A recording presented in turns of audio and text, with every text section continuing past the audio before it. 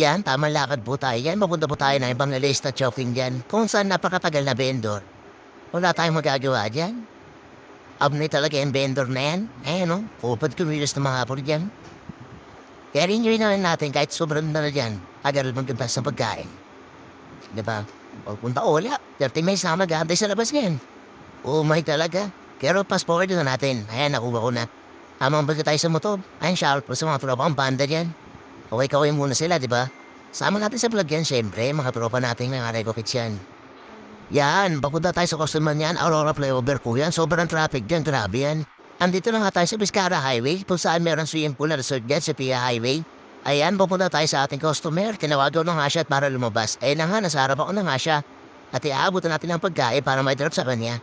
Ang ganda naman ni madam. Kaso hindi nagbigay ng tip. Pero kailangan God bless po sa'yo, madam. Ayun, na-appreciate ko lang po muna bago ka umalis. Maraming salamat po. Bumalik na kami sa tambayan niya na ito ang mga tropa ko. May mga buing yan pero mag-aantay sa vendor yan, taga kasi. Pumunta nga pala kami ni Uto sa motor wash. 5 piso lang hulog niyan, ayan. Unting bisik-bisik lang may Alex para pumogi na ulit. Ang dumi na kasi niyan eh. Ayan, nagutom kami ni Utol at punta kami sa lugawan namin favorite spot. Kasama si Utol at si tropang RJ natin. Ayan, eti mo na mga itik. Ayan, si Papa dyan nakatambay waiting sa booking. At ayun nga, nandito kami sa MOA. And dahan-dahan nagmamaneo si Papa dyan pogi niyan. Papunta doon sa pipikapan. So, Papa dyan, oh. Papa dyan vlog, oh. Sama isang Idol, no picture.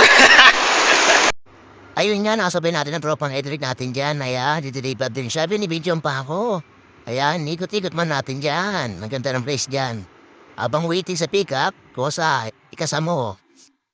Eh, na nga na-pick up na ni Utol yung milk tea. Si Utol pick up at tumalik na kami sa customer. Ayan na si Madam, picture muna bago ka po umalis. Maraming salamat sa iyo, Madam. Nag-tip ka 5 piso. Thanks God, God bless. At ayun na, milk tea tayo ulit. Last deal na po namin yan. Waiting po kami dyan kay Madam Crew. Ang tagal nga po doon ang gawin yung milk tea ni Madam eh. Kaya yan, logbook muna si Utol. Utol, list naman pahala mo dyan ha. Pati cellphone number mo.